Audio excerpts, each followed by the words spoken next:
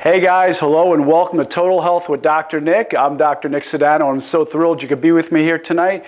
And for those of you who are new viewers to my show, my purpose is very simple. That is to inspire, empower, and motivate you to live longer, healthier, and more abundant lives. So guys, we have the hottest topic I could possibly think about today, and that is dealing with testosterone. Testosterone is a huge issue for most guys today, and many guys of you out there are suffering with low T. So this is about as hot a topic as I can get. And for the ladies out there who are thinking, well, this doesn't really apply to you, well, number one, I could tell you this. You need testosterone too, even though it's about 1/10 of what guys use. But not only that, if you can fix your man's testosterone issue, you are going to be a much happier lady. So this is really for you too. But tell you what, most frustrating topic you could possibly think about, because like I said, most guys are suffering with this. And just a quick way, guys, to know if you're suffering with this is if you don't wake up in the morning a little excited, if you know what I mean, you know you're suffering with low T. So you don't need to get a lot of fancy tests on this one.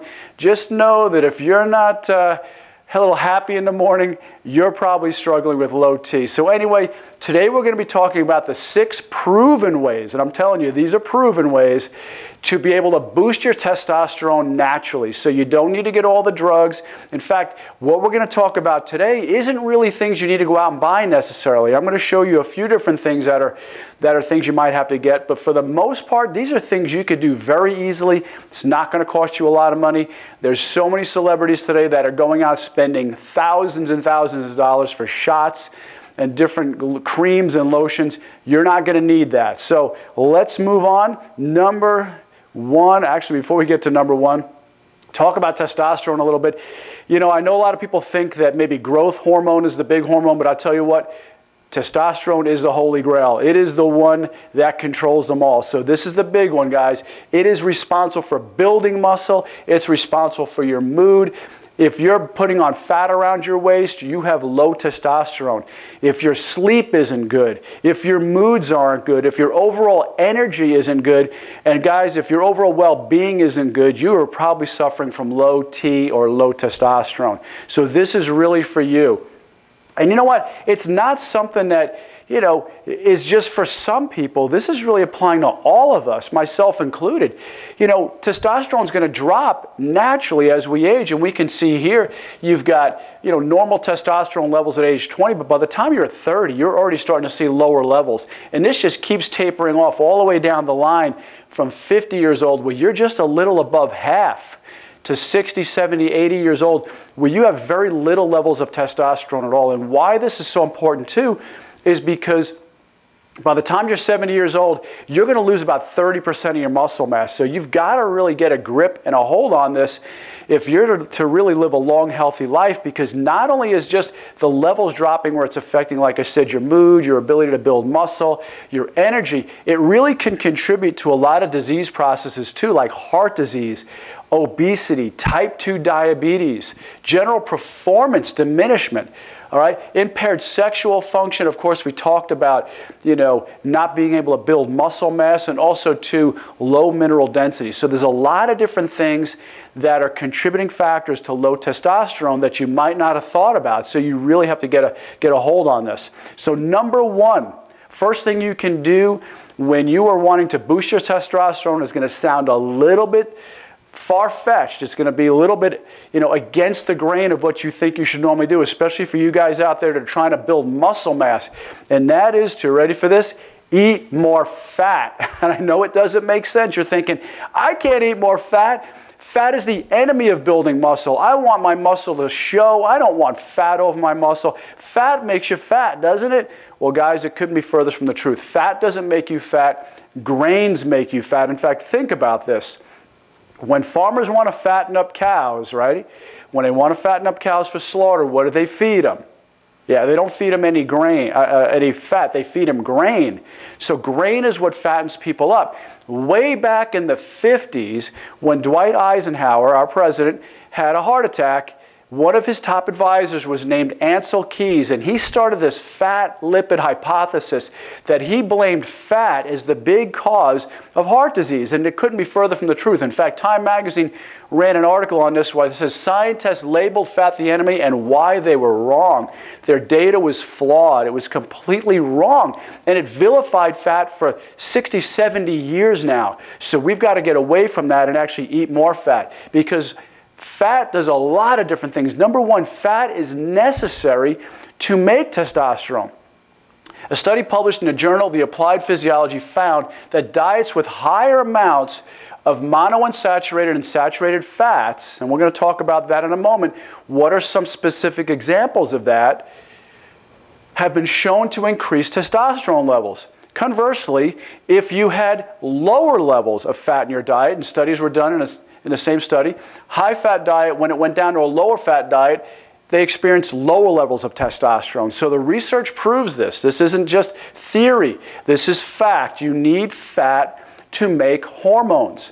Not only that, once again, here's the type of fats that you can eat. So saturated fats, and how you know a saturated fat or fat is saturated is very simple. It's typically solid at room temperature. So beef tallow, a big one. I love beef tallow. This is beef tallow right here. This is made by a company called Epic. Now, I'm not promoting them, but they make a really great product. And beef tallow is just good old-fashioned lard. I mean, really, that's what it is. That's what it is, guys. It's just lard. And you can see here it's white. And beef tallow is the fat from the beef. But you want to make sure you get it from grass-fed cows. And that's why Epic is so good, because they have it from grass-fed cows. Now, why is that important? You hear about that all the time. It's important because cows' natural food is grass. They could be taught to eat grain because they're not very smart. But the number one food cows are supposed to eat is grass. Why? Because grass is rich in omega-3 fats. Why is that important? Because omega-3 fats are anti-inflammatory. And one of the biggest causes of disease we see today, guys, is too high of inflammation in the body. Now, I'm not talking about inflammation of a knee or an ankle if you twist that. I'm talking about inflammation that's what we call systemic inflammation, where it's all over your body. So omega-3 fats are anti-inflammatory, where omega-6 fats are very inflammatory, and omega-6 fats are found in the grains. So you want to use beef tallow from grass-fed cows. Very important. Other sources are coconut oil. You know, coconut oil has been vilified for 100 or so years right now. It is one of the healthiest things you can eat. It's got so many different MCT oils in it. It's got a lot of antifungal, antibacterial properties. It is fantastic for cooking. It's got a very high smoking point, so it's very, very good for cooking. One of the healthiest oils you can eat is coconut oil. Salmon, of course, we know is amazing. You want to make sure that it's wild caught, not the farm raised, because they're typically giving them pills to actually make them pink. Sad. Egg yolks, I know you're thinking, but man, cholesterol, I can't have egg yolks, Dr. Nick, that's nuts. I'm telling you, you can have egg yolks. It's probably the best part. I used to always think it was the whites, but the egg yolk is probably the best part of the egg. Very rich in anti-inflammatory omega-3 fats. Dark chocolate, ladies, here you go. This is for you. Dark chocolate is an incredible antioxidant, plus it's got great healthy oils. You just want to make sure that it's about 70 to 80% chocolate or cocoa. You don't want it to be lower than that. You really don't want milk chocolate. And of course, cheese, once again, grass-fed cheese. Make sure it's come from grass-fed source. Monounsaturated fats. Now we have olive oil, almonds, avocados, pecans, and cashews. So you can use avocado oil, fantastic oil. It's one of the most balanced fats you can put in your diet. This is a great one right here.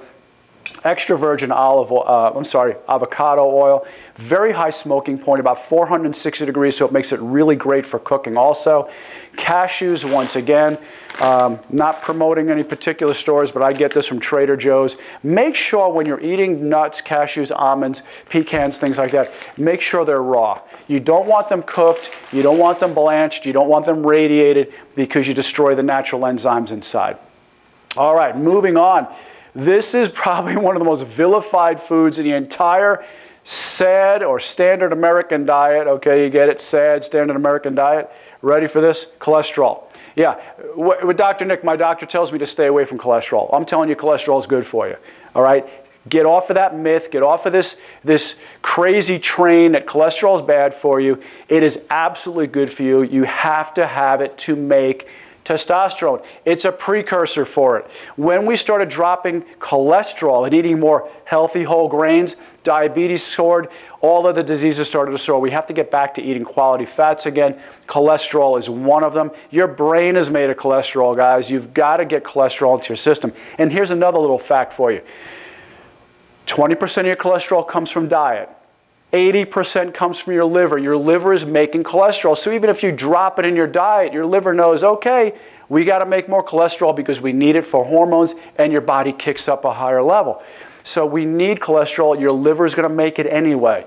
So great sources are red meat, once again, from grass-fed cows. Egg yolks are a great source of cholesterol. Shellfish, calamari, shrimp, lobster. All great sources. This is what you want. Now, number 2, vitamin D. Vitamin D is arguably one of the most important vitamins you could ever take. You want to make sure it's vitamin D3. I mean, it does a lot of great things, but I'll tell you, when it comes to making testosterone, you need vitamin D3. And once again, make sure it's from a raw source. Garden of Life makes a great one. That's the one I use. Highly, highly recommend it. Study published in a Journal of Clinical Endocrinology found that the relationship between vitamin D and supplementation of testosterone levels of women. Authors found that participants had higher levels of vitamin D, had significantly higher levels of testosterone. The studies prove it. You need vitamin D, especially in its raw form, about 5,000 IUs a day, international units, to really benefit. So use vitamin D. It is, and not only that, vitamin D is great for cancer fighting. A great, great cancer fighting vitamin. In fact, it's really a hormone. All right, number 3. You ready for this, guys? Number 3, multi-joint free weight exercises. Now, what do I mean by that? So many people today are doing what we call isolation type exercises. They get a machine, they pop the pin, and they're doing a certain curl movement, or they're doing a certain tricep movement, and their joints aren't really used. It's a single joint movement. What you want to do is get into multi-joint movements. It's been proven and shown through studies that it's much, much better at stimulating testosterone production. Now, what do we mean by that? These are your big joint movements. These are your squats. These are your deadlifts, okay? These are your bench presses where you're using bigger bars, multi-joints. You want to press over your head. More joints involved, more testosterone produced. As simple as that. So research shows that high-intensity weight training, and once again, guys, we're going to talk about it in a moment. You've got to kick up the intensity of your workouts. You can't be working out this low-intensity, long-duration workouts. We're going to talk about that in a minute.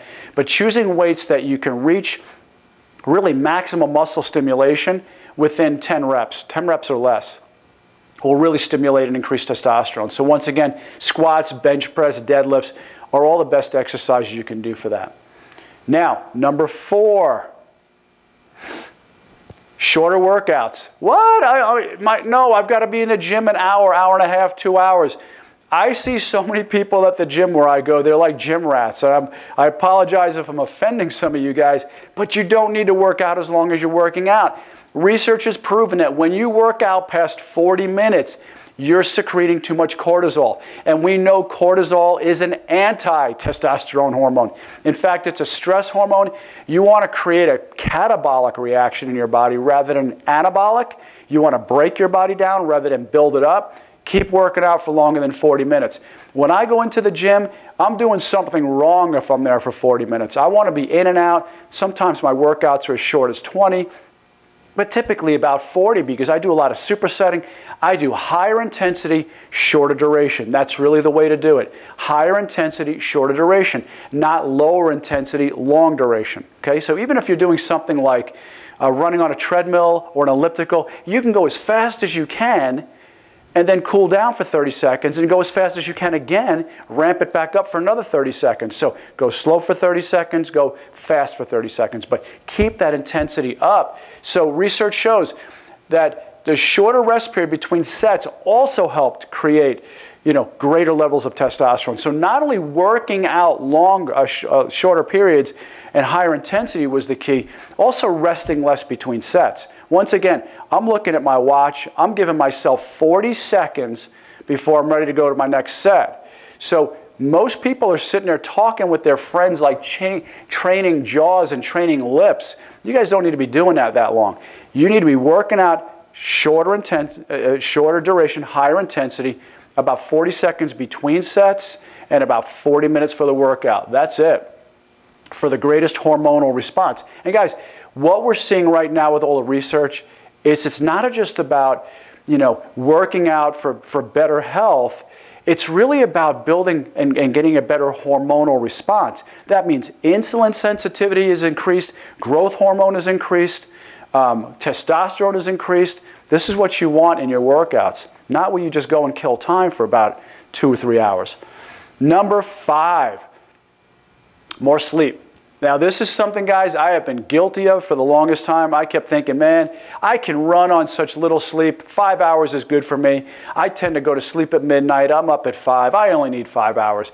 But one of the greatest times that you're building hormones is at night. So your growth hormone is secreted more at night. You're increasing your testosterone at night. So what research is showing, lack of quality sleep can dramatically diminish the amount of testosterone your body produces. So you want to sleep about at least 7 to 9 hours. So I go about 7 because I find that when I go past there, I actually wake up really tired also. So 7 is best for me. The University of Chicago recorded the sleep patterns of healthy men, found that the participants' testosterone levels increased the longer they slept. So the more you sleep, your body is regenerating, it's healing, and it's repairing. So sleep is a really great thing. Number 6. It's probably the most important of them all, guys. The research is in on intermittent fasting. This is a hot topic. For those of you who are new to it, what does intermittent fasting mean? It doesn't mean you're going to be fasting for 2-3 days. You're not going to go a week on water. Intermittent fasting means that you fast a little bit each day or multiple times a week. What I typically do is I stop eating around 8 o'clock at night and I start eating again around noon the next day. That's it. Now, I know you're thinking, well, wait a minute, I can't skip breakfast. That's the most important meal of the day, Dr. Nick. It's breaking the fast. I have to have breakfast. No, you don't. That's old thinking. In fact, if you skip breakfast, you're going to have a lot more time in the morning. You're probably going to have more energy. Now, intermittent fasting, and I was guilty of this myself, means that you don't eat anything that has calories. Sometimes what I may do in the morning is have a little bit of coffee, which we call bulletproof coffee, with some Kerrygold grass-fed butter, about 2 tablespoons of that, and 1 tablespoon of MCT oil. If you want to know more about MCT oil, watch one of my other videos on that. It's a really great one on just all about MCT oils. But you put that in your coffee and you blend it up. Now, that is not intermittent fasting. You will break the fast if you have anything with calories in it. But it may help some of you get through it initially so that you can start fasting longer. If you fast 24 hours, even better. The hormonal response is amazing. Now, guys, this is the way our ancestors ate anyway. This is nothing new to our genetics. This is the way we were made to eat. When our ancestors would just go for days and days and days without eating, and then all of a sudden they would have a big kill or find food and they just feasted. And then they might not eat for a day or two. And as a result, their body would then turn and burn the stored fat. It would lean them back down. What happens is we don't have that anymore. We don't have periods where we don't have food. You could take a walk to your refrigerator, your pantry, your car. Some people have refrigerators in their room. You could find food anywhere. So it's not like the old days where we got really good at storing food. Now we're too good at it. So that's why we get all overweight. So intermittent fasting, according to the Journal of Clinical Endocrinology and Metabolism, they found that intermittent fasting has been shown to decrease the hormone leptin, which is very important when it comes to fat burning. You want to decrease leptin. This decrease in leptin causes immediate stimulation of testosterone. So when leptin decreases, testosterone increases.